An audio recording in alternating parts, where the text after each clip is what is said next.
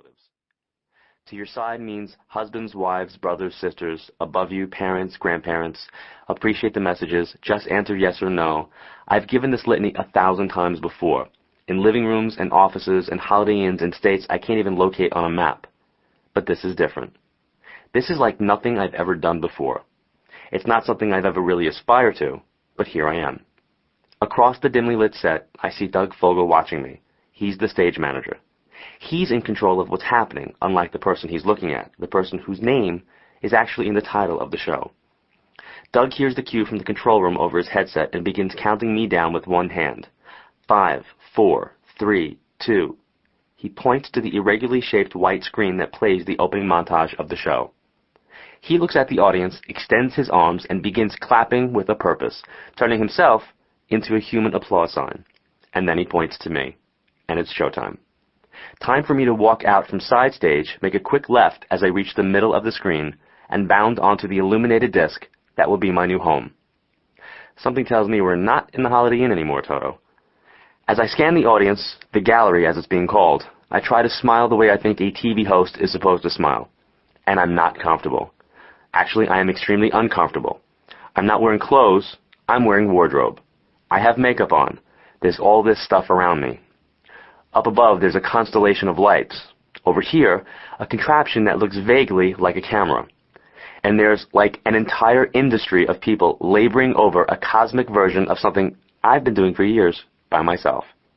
Up until now, I've been pretty much okay with just God's help. Now I'm relying on Doug. Everywhere I look, there are people in headsets talking to the producers and the director who's in a room somewhere staring at 52 television screens with my face on more of them than really seems necessary. It's called the control room. And now that makes me nervous. Because I'm a control freak. Just ask anybody. And I don't like surrendering so much control that they might need an entire room to hold it. Will I be able to do what I do under these conditions? Was this really such a good idea?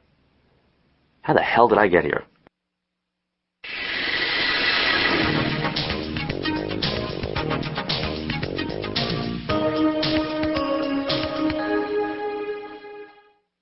Great Expectations. A psychic in ladies' lingerie. I was not a happy medium in 1998. An example. Denver in November. I'm near the end of a 2-week city-a-day tour to promote my first nonfiction book, One Last Time. At a book signing, I spoke for about 20 minutes, then asked if anybody had any questions. A woman raised her hand. "Can you start over?" she asked. "You talk way too fast." Well, it's been that kind of tour right from the start. Back in New York, the publicity people booked me at a Bradley's department store in the ladies' underwear section. "Attention, shoppers, come see the psychic in ladies' lingerie on the lower level."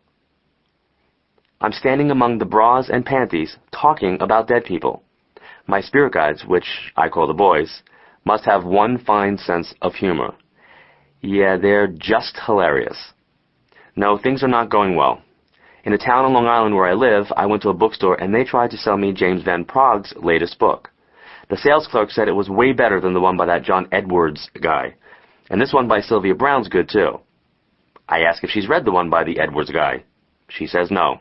I introduce myself. It doesn't help. It's still Edwards to her. There have been worse days lately. Last month, Montel Williams and Larry King canceled my appearance on the same day, which actually was my birthday. Definitely a message from the boys. But what were they trying to tell me? The Larry King people said that they would reschedule. But the Montel producer said that, well, I've been there and done that. Just yet another psychic guy who talks to the dead. So what else is new? They need a new angle. But I don't think I have one. Somewhere on the road, it hit me like a punch in the face. Things are not turning out as I thought that they would. No, as I knew they would. Go ahead, say it. Some psychic you are. I was about to turn 30, and I could look back across the years and see where I came from and how I got here. And I had thought I could see around the bend because my spirit guides had given me glimpses. They had told me years earlier that I would be a teacher in this field. What they didn't tell me was when or how. I would have to find that out on my own. Not that they didn't shine a light, because they always had. Years ago, the summer I was 14, my Aunt Joan took me on my first real excursion, a cruise to the Caribbean. Docking in St. Thomas, we spent hours shopping, eating, and walking along the shore. Mostly walking, and walking, and walking. After 7 or 8 hours, we thought it might be a good idea to turn around and head back. About 20 minutes into our return hike, my feet tired and burning, I looked across the horizon and saw our ship in the far distance, about half an inch wide in my perception. "Oh my God," I said, "look at how far we still have to go." My aunt laughed, reminded me of something her mother, my paternal grandmother Mary, used to always say. "Don't look at how far you have to go. Look at how far you've already come." My grandmother's favorite saying was prophetic. She didn't know she was passing down from her daughter to her grandson nothing less than words to live by. Trying to look too far ahead, worrying how and when and even if you're going to get where you're supposed to go, can stop you in your tracks. It's a lesson I would have done well to remember 15 years later.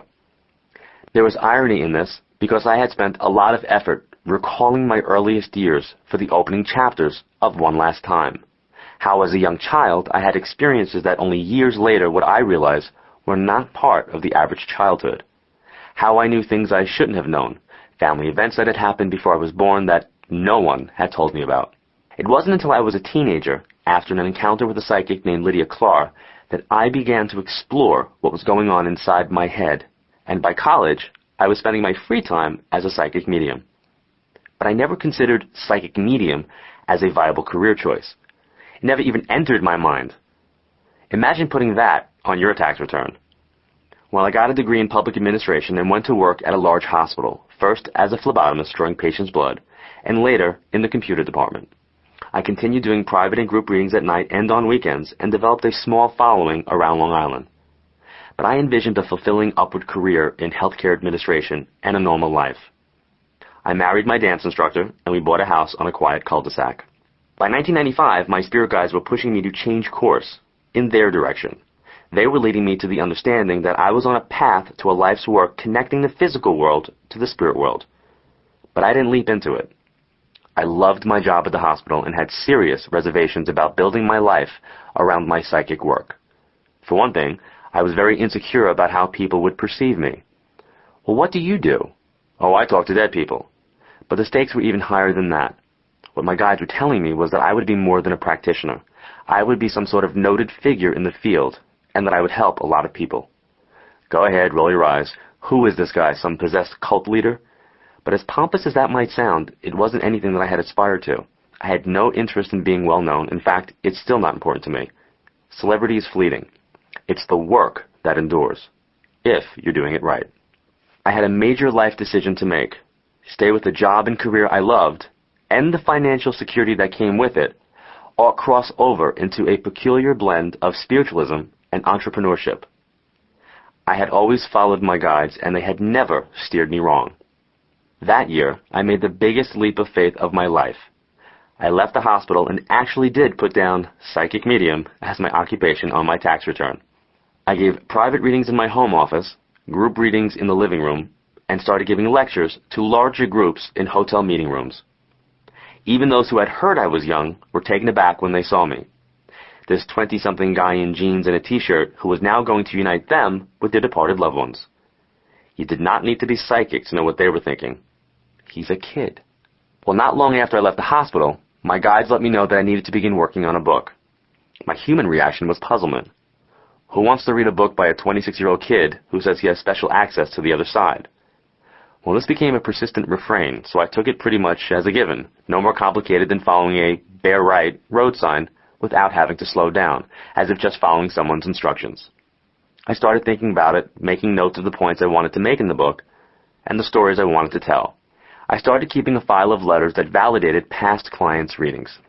I didn't have an agent, and I wondered if I should get some help writing it.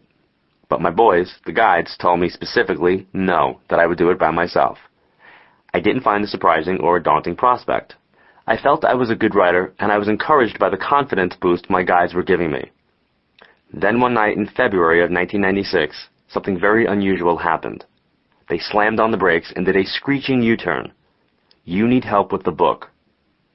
Well, this confused me. It was very odd for my guides to tell me one thing, stay with that for more than a year, and then suddenly do a 180. I wasn't sure why my guides were suddenly